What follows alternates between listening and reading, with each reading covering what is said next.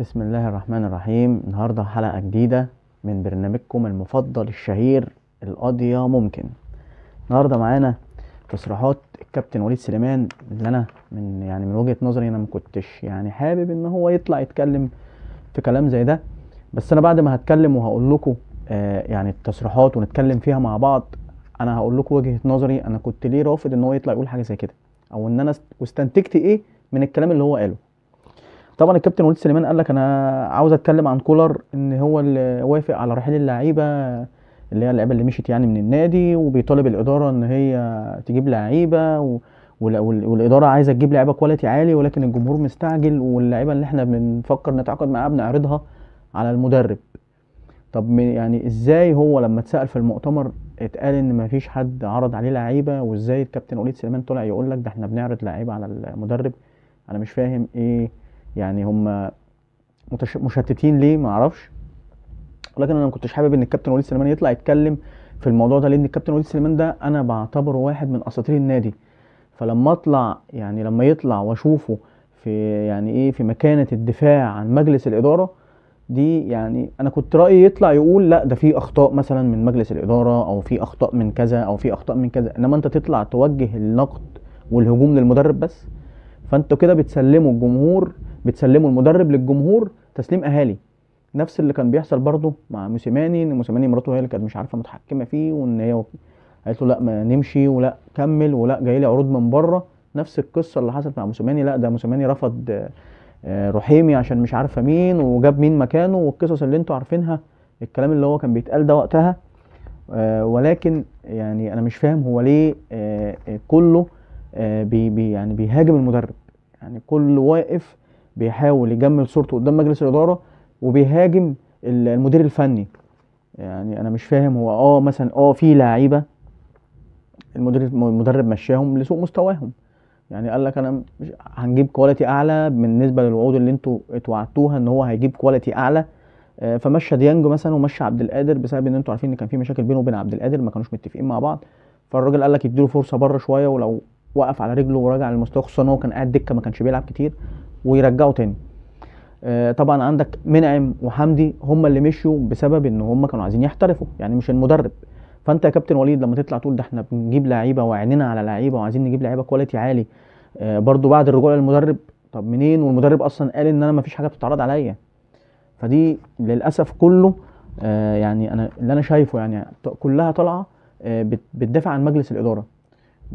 ما بتطلعش تقول لك لا ده في اخطاء مثلا في مجلس الاداره، او في اخطاء في ملف التعاقدات، او في مثلا مدير التعاقدات في كذا، مدير التعاقدات في كذا. لا، كله طالع بيوجه الهجوم للمدرب، وعايزين يسلموا المدرب للجمهور عشان الجمهور هو اللي يطلع يقول لك ايه ده المدرب هو اللي عمل. بس احنا طبعا فاهمين كل الكلام ده بسبب ان كانت في اخطاء قبل كده، وفي حكايات حصلت قبل كده مع مجلس الاداره ومع المدرب. فاحنا عارفين ان دي اخطاء من مجلس الاداره وليس المدرب. تمام. المدرب اكتر من مؤتمر طلع وقال يا جماعه انا محتاج لعيبه، انا محتاج صفقات، انا محتاج كذا ومحتاج كذا. محدش جاب له احتياجاته. طلع كمان قال لك كابتن وليد سليمان برضو بيكمل تصريحاته وبيقول لك ان احنا عايزين لما نجيب تدعيمات، نجيب تدعيمات، مش نجيب تدعيمات للفريق، لملف الكوره على كله، ولكن مش عايزين لعيبه وخلاص. احنا تصريحاته بيقول ان احنا مش عايزين لعيبه وخلاص. طب ما انتوا كنتوا جبتوا قبل كده، جبتوا لعيبه وخلاص قبل كده. انتوا موديست ده كان ايه؟ كان لعيب سوبر انا مش فاهم. هو لو موديست ده كان لعيب سوبر، سافيو ده كان لعيب سوبر اللي انتوا جبتوه مشيناه وخسرنا فيه فلوس؟ ما اعرفش. هل اللعيبه دي كانت سوبر واحنا مش واخدين بالنا؟ هل انتوا جبتوا لعيبه سوبر والمدرب هو اللي قال لك لا دول لعيبه وحشه ومشيهم مش عايزهم؟ ده هو الراجل لما ريقه نشف على مهاجم ومفيش، وقال لك اجيب مهاجم امشي حالي بيه ارقع بيه الفرقه، جبت له موديست والراجل كان موافق عليه وكان راضي وكان ساكت وكان بيلعبه. برغم ان موديست ده انا ما اعرفش هم كانوا جايبينه من انهي نادي، ولا كان ده شكله كان مبطل كوره اصلا، ومع ذلك الراجل وافق عليه وجبتوه. دي لعيبه سوبر يا كابتن وليد من اللي انتوا بتتكلموا عليها؟ برونو سافيو ده كان لعيب سوبر؟ انا مش فاهم. هي دي اللعيبه السوبر اللي انتوا كنتوا بتتكلموا عليها؟ طب انت مشيت ديانج، ومشيت حمدي فتحي، ومشيت عبد المنعم، ومشيت عبد القادر، وادي بيرسي تاو مشي. فين بقى اللعيبه السوبر اللي انتوا بتقولوا عليها؟ او فين الصفقات اللي انتوا هتجيبوها؟ احنا مش عايزين بقى ترقيع، يعني احنا مش عايزين صفقات وخلاص. انا مش عايز لعيبه وخلاص، انا عايز لعيبه تلعب، لعيبه لما تيجي في ماتش تقيل رجلها شايلاها ويقدروا يعملوا لنا الفرق. انما تقول لي لعيبه وخلاص ادفع فيها ملايين وادفع فيها فلوس وفي الاخر ارميها، ده مش صح او ده مش كويس. فانت يا كابتن بتقول ان احنا حاطين لنا ان الاداره عايزه تجيب لعيبه سوبر. طب فين هم اللعيبه السوبر؟ وايه اللي معطلكم؟ الفلوس موجوده، مدير التعاقدات موجود، ايه اللي معطل؟ واحنا النهارده كام اهو؟ النهارده 20 ولا 21 في الشهر ولا 22 في الشهر، انتوا فاهميني؟ ومفيش صفقات، مفيش صفقه واحده حتى اتكلمتوا عليها. ف يعني انت كان اولى يا كابتن وليد ما تطلع تقول ان المدرب او تعمل اسقاط ان المدرب هو اللي بيتعرض عليه لعيبه، هو اللي ما بيختارش او هو اللي مش موافق عليهم. لا، كنت تطلع تقول بس طبعا هو مش هينفع يطلع يقول على الهوا ان الاداره غلطانه. يعني هو كل واحد من حقه يحافظ على اكل عيشه، ولكن يعني بلاش تجيبوا اللوم على المدرب، لان انا واحد من الجمهور عارف ان المدرب ملوش علاقه في الموضوع ده. انتوا اللي بتعرضوا عليه اللعيبه وهو بيقول يا بيقول لا، واحيانا بتتفرج عليه اللعيبه وهو ده اللي موجود ومفيش غيره. زي موديست زي ما قلنا قبل كده، لا موديست اتفرج عليه وهو الراجل كان مضطر ان هو يوافق لانه ما كانش فيه غيره، فاضطر ان هو يوافق فجبتوه. انما تقول لي بقى اصل الاداره عايزه تجيب لعيبه سوبر، فين هي اللعيبه السوبر؟ انتوا قولوا لي كده لعيب سوبر جبتوه قبل كده؟ احنا كل مره يعني يا عم بلاش. فاكرين اللي هو اللي جبناه دوت اسمه ايه ده؟ والله نسيت اسمه. بعد ما جبناه وتعاقدنا معاه واستنينا موسم بحاله عشان هو كان بيلعب مع فرقته، لعب مع فرقته في دوري الابطال، انتوا فاهميني؟ فاضطرينا ان احنا نتعاقد معاه ونستنى ما يلعبش معانا في دوري الابطال عشان يلعب الموسم اللي بعده، وقلنا بس ده لعيب هيكسر الدنيا. وفي الاخر مشيناه برضو بعد ما دفعنا فيه فلوس، الفلوس اترمت على الارض، وفي الاخر مشيناه وبرضو خسرنا الفلوس دي. انا مش وغيره كتير بس الذاكره مش حاضره معايا دلوقتي ان انا اذكر الاسامي دي كلها واقول اللعيبه دي كلها. اللعيبه كانت موجوده وخدت فلوس وكانت بتاخد مرتب عالي بالدولار وما استفدناش منها باي حاجه. مودست بقى وبرونو سافيو والولد بتاع الجونه المهاجم ده اللي احنا جبناه وبرضه مشيناه ما استفدناش منه باي حاجه. وبوالي اللي هو اسمه بواليا ده، وبواليا برضه جبناه من الجونه ما استفدناش منه باي حاجه. اليو باجي جبناه برضه والراجل كان كويس وبيحب النادي الاهلي وكان عمل معانا ماتشات مميزه، ولكن برضه بسبب ان تصفيه حسابات ما بينه وبين موسيماني الاداره سمعت كلامه ومشيته، وخسرنا بيه برضه في فلوس طلعنا اعاره مرتين وبقى الاخر بعناه. بس هو دلوقتي قيمه السوقيه بقت قد ايه؟ فاحنا خسرنا ما كسبناش. فاحنا بنخسر كل شويه تجيب لعيب وتدفع له فلوس وتدفع له مرتب وفي الاخر يطلع فيشتك. ده عشان مفيش تخطيط، مفيش اختيار للعيبه. انا نفسي العين اللي جابت واحد زي اسامه ابو علي هي اللي تتولى ملف الصفقات. يعني انا عايز اعرف مين هو المسؤول عن واحد مثلا زي علي معلول، زي مثلا وسام ابو علي، زي الناس دي. الراجل ده هو اللي يمسك ملف التعاقدات، هو اللي يروح ويبص بعينه ويقول ويعرض على المدرب او يعرض على مجلس الاداره او يعلن على لجنه التخطيط اللي انا مش شايف لها اي وظيفه يعني مهمه، وهو اللي يمسك ملف التعاقدات ويجيب لنا لعيبه. انما احنا نجيب لعيبه نرقع بيها الفرقه ولعيبه كسر ولعيبه من تحت السلم. ما تسالنيش بقى، انت راجل داخل على بطولات وداخل على فرقه، داخل على فرق كبيره هتلاعبهم، وداخل على كم بطولات كتير وكل الانديه عملت تدعيمات ما عدا احنا. ما اعرفش التاخير فين. النهارده القيد هيتقرب يتقفل وما جبناش لعيب واحد. القيد خلاص اهو احنا عدينا منه كام؟ بص قد ايه، بتاع 20 22 يوم مفيش اي حاجه، مفيش اي لعيب. ما اعرفش الغلطه عند مين، جايز الغلطه عندنا احنا. جيبوا لعيبه ونرمي فلوس على الارض ويلا البس ويلا خد مرتب، وفي الاخر يقول لك انا مش همشي الا لما اخد الراتب بتاعي كامل. وفي الاخر احنا الاداره بتلبس وبتدفع فلوس على الفاضي. الفلوس دي لو كانت اتحطت في مكان صح كان زماننا دلوقتي عندنا لعيبه سوبر زي ما هم فعلا، زي ما كابتن وليد امبارح قال. يا كابتن وليد انت في 2018 كنت بتلعب في دوري الابطال لوحدك. طبعا مع احترامي للعيبه اللي كانت معاك، كان معانا ميدو جابر وكان معانا عمرو بركات وكان معانا اسلام محارب وكان معانا مش عارفه حمودي. لعبنا دوري ابطال كنت انت الوحيد اللي بتلعب فيه لوحدك. كنا يعني انت البطوله 2018 دي اللي خسرناها من الترجي، لو كنا كسبنا كانت هتتسمى باسمك بطوله وليد سليمان. تمام؟ فخليك اسطوره، بلاش تخش في ان انت بقى ايه تجامل مجلس الاداره او ان انت يعني ايه تطلع تقول ان المدرب هو اللي بيعمل المدرب هو اللي بيسوي. في اخطاء من هنا وفي اخطاء من هنا. وانا مش بحب يعني انا مش انا بحبك انت على دماغي من فوق، بس بحب النادي الاهلي اكتر. انا بحب الاهلي اكتر من اي حد. انا ما بشجعش الناس، ما بشجعش النادي الاهلي عشان خاطر فلان وفلان وفلان. لا، انا بشجع النادي الاهلي نفسه، ايا كان مين بقى اللي لابس التيشيرت. انا بشجع الاهلي، ما بشجعش لعيبه. طبعا نروح بقى لخبر تاني معانا، وهو زيزو والتجديد مع الزمالك ولا هيروح الاهلي. طبعا الموضوع ده عامل وش كبير جدا في الوسط الرياضي. انا يعني وش غير مبرر. يعني امبارح طلعت تصريحات من والد زيزو ان هو بيدي نادي الزمالك مهله 48 ساعه للتفكير في عقد زيزو او في عرض زيزو، ان زيزو رافض يقلل الراتب اللي اتفق عليه. طبعا اداره الزمالك زي ما انتم عارفين اتفقوا مع زيزو ومع ابوه على راتب معين اللي هو تقريبا 80 مليون في السنه. فرجع بعدها بفتره رجع مجلس اداره نادي الزمالك قال لك والله احنا ما فيش فلوس وما فيش، يعني مش هنقدر ندفع المبلغ ده كله في السنه. ما اعرفش هم رجعوا في كلامهم ليه طالما انتوا اتفقتوا معاه في الاول، فبترجعوا في كلامكم ليه دلوقتي؟ انا مش فاهم. المهم ان وجه والد زيزو رساله لمجلس اداره نادي الزمالك وحسين لبيب بالاخص، وقال له بالنص لو ما نفذتوش اللي اتفقتوا عليه مع زيزو، زيزو هيكمل معاكم كام شهر اللي فاضلين وفي الصيف هيروح الاهلي. طبعا انا ما اعرفش ايه الاهلي، هل الاهلي فاوض الاهلي ما فاوضش، بس اللي انا اعرفه ان الاهلي ما دخلش في الصفقه لحد دلوقتي، لان الاهلي لو كان داخل في الصفقه كان خلصها. وعشان برضه نبقى متفقين، هو الاهلي مش هيديله 80 مليون ولا 50 مليون ولا 40 مليون في السنه، عشان بس نبقى متفقين. فانا ما اعرفش هو ايه طرح اسم الاهلي كورقه ضغط على مجلس اداره نادي الزمالك عشان خاطر يوافقوا على الشروط اللي طالبها زيزو. فالراجل قال لهم يعني زيزو هيكمل معاكم الفتره اللي فاضله دي، وبعد كده لو ما وافقتوش على الشروط اللي هو عايزها او الشروط اللي احنا عايزينها هيروح الاهلي في الصيف. طبعا انا مش فاهم ايه يعني ايه موضوع دوت. ان هو انا بوجهه نظري ان هو واخدين قصه الاهلي دي ضغط على اداره مجلس اداره نادي الزمالك عشان خاطر يوافقوا على الشروط اللي هم عايزينها. والراجل قال لهم انتوا قدامكم 48 ساعه للتفكير. بعدها زيزو هيبقى قراره في ايده، لا يكمل ويمضي على الشروط اللي انتوا عايزينها يا اما هيمشي هيرحل نهائي للنادي الاهلي. تمام. طبعا انا ما اعرفش هو ايه اللي حصل في التغيير، او هم مطلوب ليه، او في الاول قالوا له ماشي احنا موافقين وبعد كده رجعوا قالوا له لا. الله اعلم هل كانوا مستنيين العرض اللي جاي له من السعوديه ان هو يعني يتاخر على الرد عليهم فالصفقه تروح فيبقى مضطر ان هو يمضي للزمالك، في حين ان طلعت الصحيفه زي ما قلنا الشرق الاوسط السعوديه طلعت قالت لك ان مفيش اي عروض رسميه راحت للزمالك. قصه محدش فاهمها وغلوشه بتحصل من والد زيزو ومن اداره نادي الزمالك، ومحدش عارف الحقيقه فين.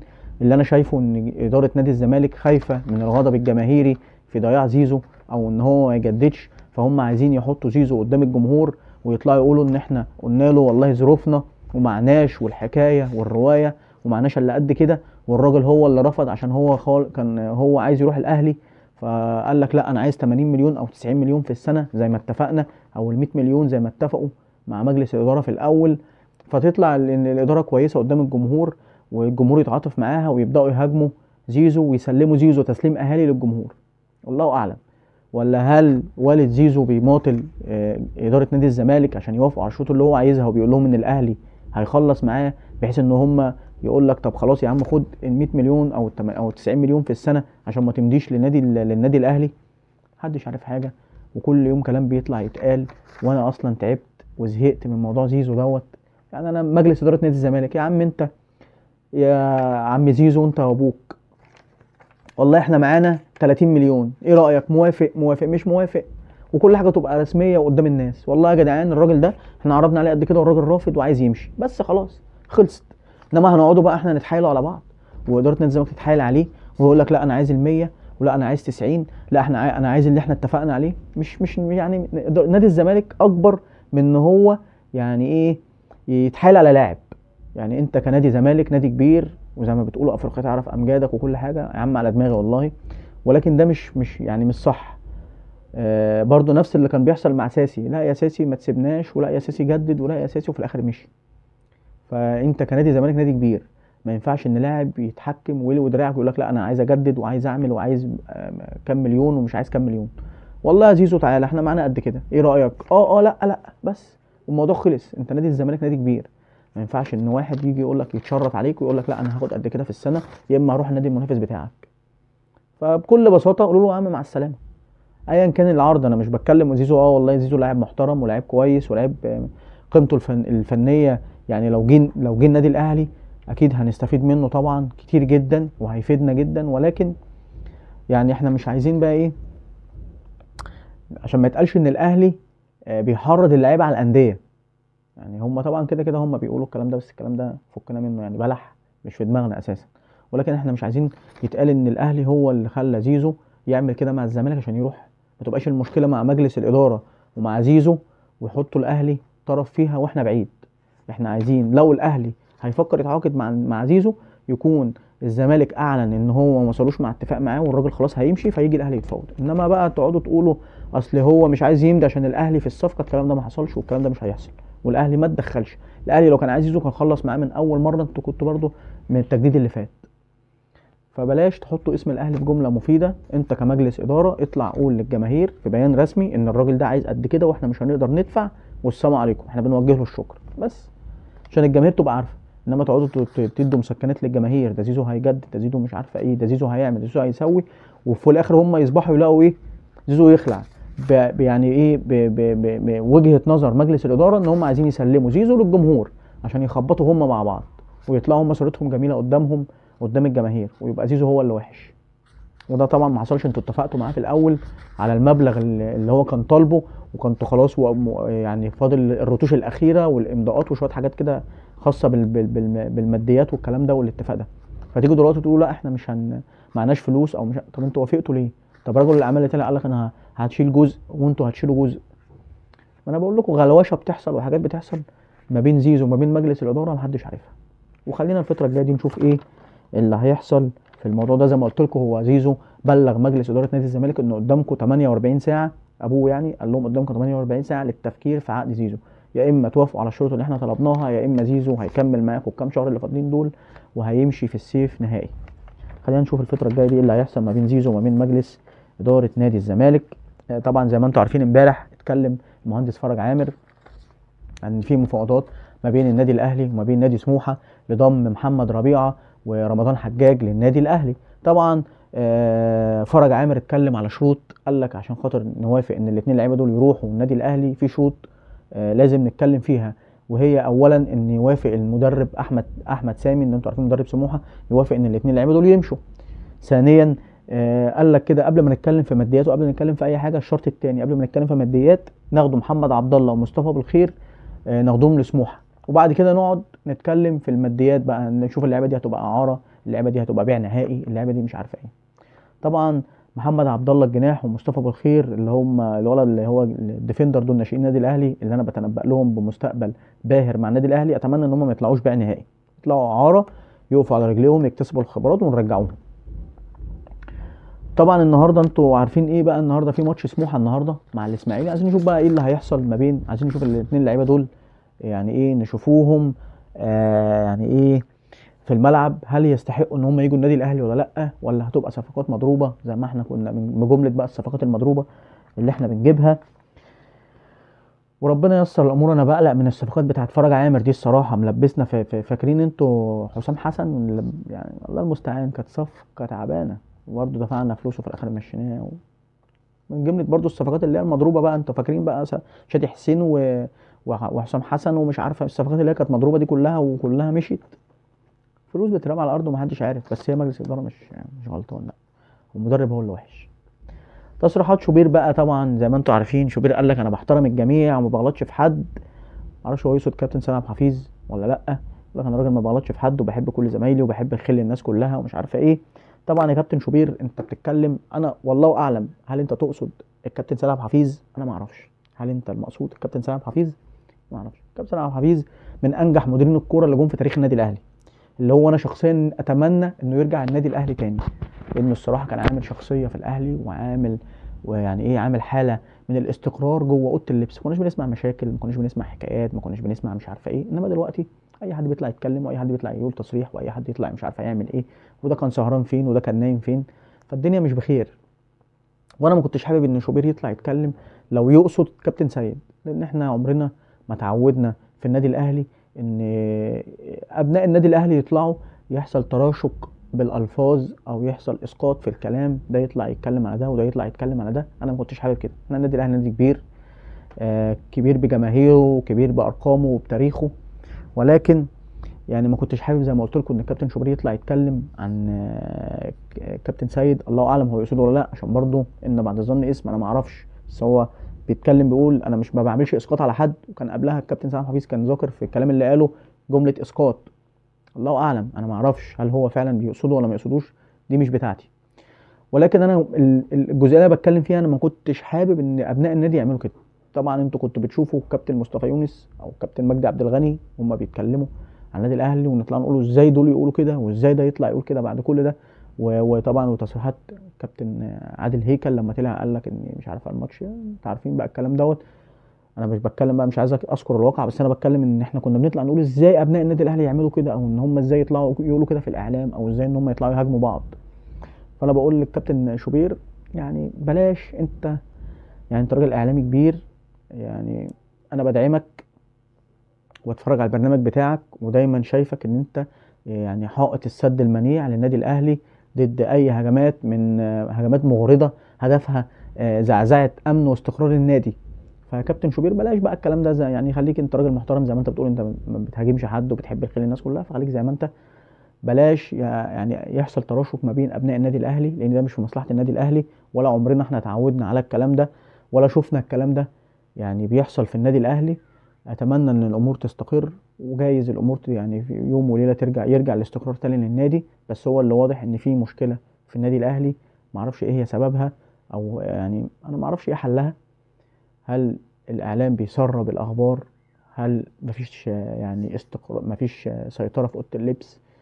مجلس الاداره ما بشوفش ليه اي تصريح، ما بشوفش ليه اي كلام عن اللي بيحصل، انا مش فاهم ايه الموضوع. بس هو في مشكله في النادي، المشاكل دي ما كانتش موجوده الاول، او ما كانتش بتحصل، او كانت بتحصل، لان طبعا كل مكان زي ما انتم عارفين فيه مشاكل، بس ما كناش بنسمع بيها، ما كانتش بتروح للاعلام، ما كانش بيطلع يتكلموا على الهوا.